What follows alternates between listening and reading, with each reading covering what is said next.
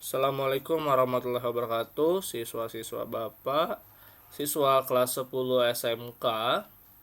Pada hari ini kita melanjutkan materi kemarin, yaitu materi pembelajaran kita mengenai polusi dan dampaknya. Yuk anak-anak, dia siapkan buku catatannya untuk mencatat apa-apa saja yang akan Bapak sampaikan pada pertemuan kita kali ini. Anak-anak, silakan dikeluarkan buku catatannya dan kita langsung mulai ke materi yang pertama. Bismillahirrahmanirrahim. Melanjutkan materi yang kemarin, kita belajar mengenai polusi dan dampaknya, ya. Oke. Yang pertama yang kita akan pelajari adalah mengenai efek merkuri bagi makhluk hidup. Nah, penyakit Minamata yang pernah terjadi di Jepang disebabkan oleh paparan efek samping dari merkuri yang mengakibatkan kejang otot dan mati rasa pada tangan dan kaki.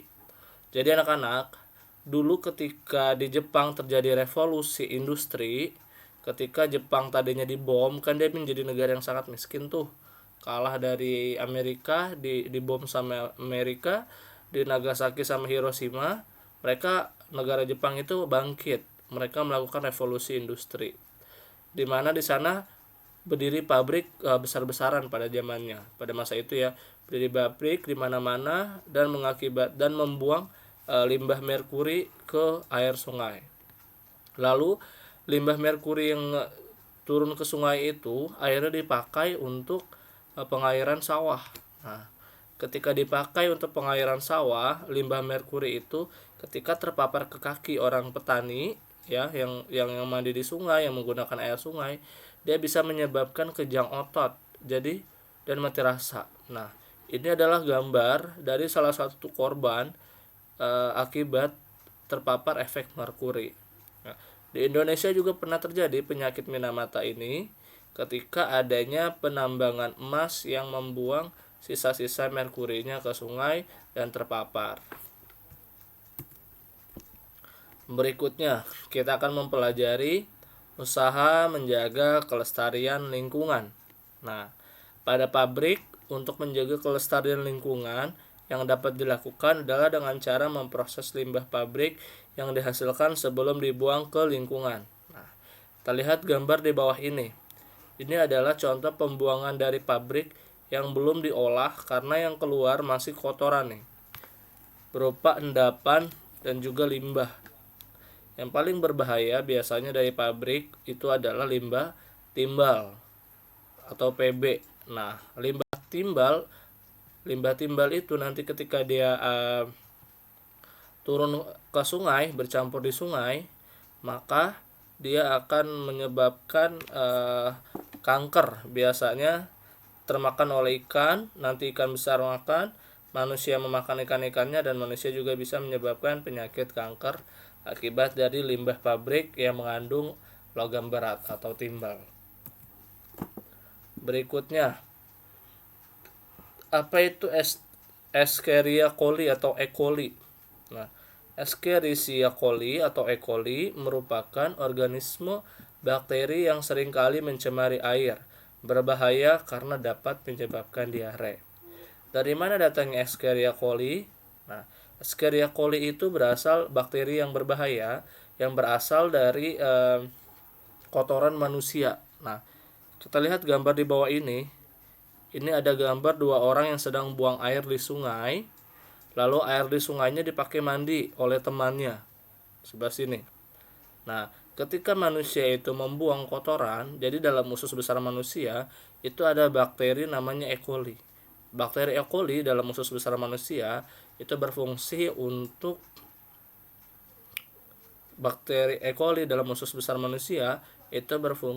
untuk melakukan pembusukan pada kotoran manusia. Jadi dia tidak encer lagi kotoran manusianya yang keluar. Nah, ketika bakteri E. coli ini keluar dari tubuh manusia, itu jadinya berbahaya karena dapat menyebabkan penyakit diare.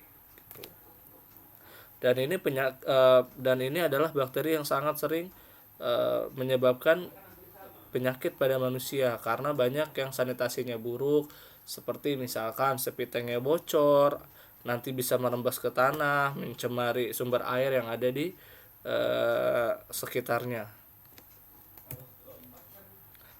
Berikutnya kita akan mempelajari efek dari masuknya polutan ke dalam lingkungan.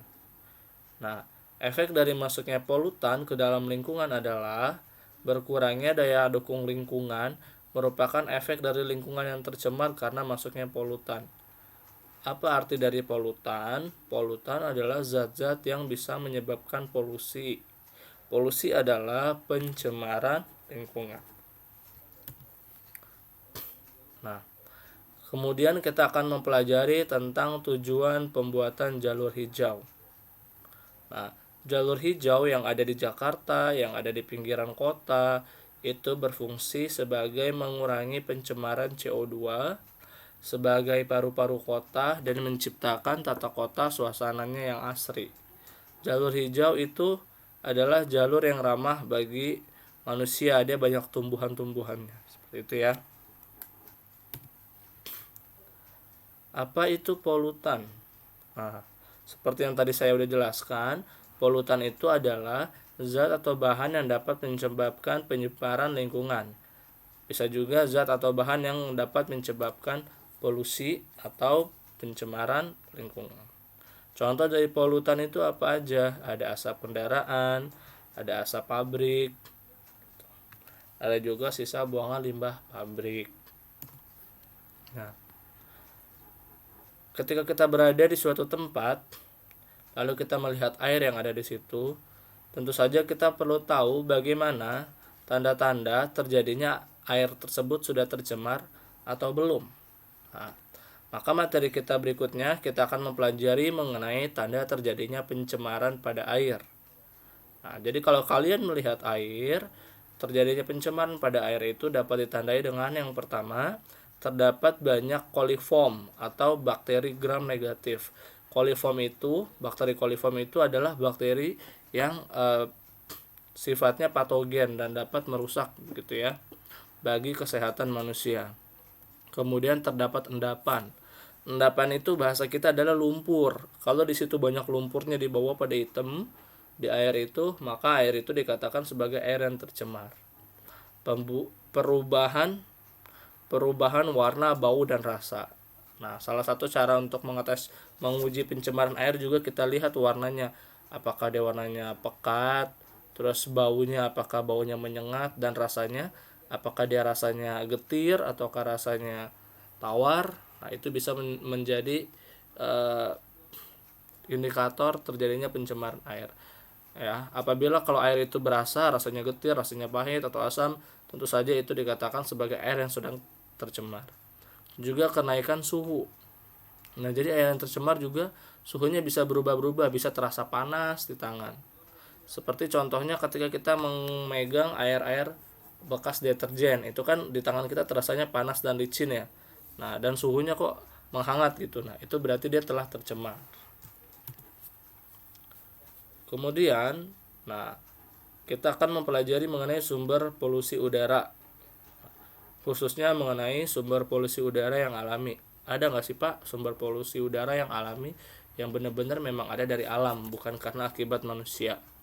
Ada, yaitu berasal dari kebakaran hutan dan bisa juga berasal dari debu akibat bencana alam. Misalkan bencananya itu adalah bencana gunung berapi. Nanti kan banyak debu. Debunya itu juga termasuk ke dalam polusi udara alami. Nah, berikutnya kita mempelajari mengenai polusi tanah. Kita lihat ya, ini adalah gambar tanah yang sedang diambil oleh seorang petani. Polusi tanah sebagian besar dihasilkan dari kegiatan pertanian. Kenapa bisa begitu? Nah, jadi si tanah ini di pertanian kan diberikan pupuk yang berlebihan, yang nantinya dapat mengendap di tanah dan mencemari lingkungan. Tidak hanya tanah, dia juga bisa merembes ke dalam sungai, masuk ke sungai, dan menjadi pencemaran air. Jadi sejauh ini dalam kehidupan kita sehari-hari yang paling sangat menyebabkan terjadinya pencemaran itu adalah hasil dari kegiatan pertanian pada manusia. polusi tanah. Nah, lalu bagaimana caranya untuk kita melihat apakah tanah itu bagus ataukah tidak? Nah, cara melihat kualitas tanah itu bagus atau tidak, kita bisa melihat dengan keberadaan cacing tanah. Apabila di suatu tanah itu terdapat cacing tanah dan dia tidak keluar dari tanah, maka dikatakan sebagai tanah itu subur, banyak mengandung oksigen, dan di dalamnya dapat ditempati oleh makhluk-makhluk hidup bawah tanah, contohnya seperti cacing tanah. Demikianlah pertemuan kita untuk pertemuan kali ini. Kalau kamu ada yang lupa, silakan kamu ulang lagi videonya, dan jangan lupa kamu catat bagian video saya dari awal sampai dengan akhir. Catatan kamu jangan sampai hilang karena nanti akan dikumpulkan sama Bapak menjelang kita kenaikan kelas untuk pengecekan final mengenai apa saja yang telah kalian pelajari di materi Bapak. Cukup sekian materi kita untuk hari ini. Bapak akhiri. Assalamualaikum warahmatullahi wabarakatuh.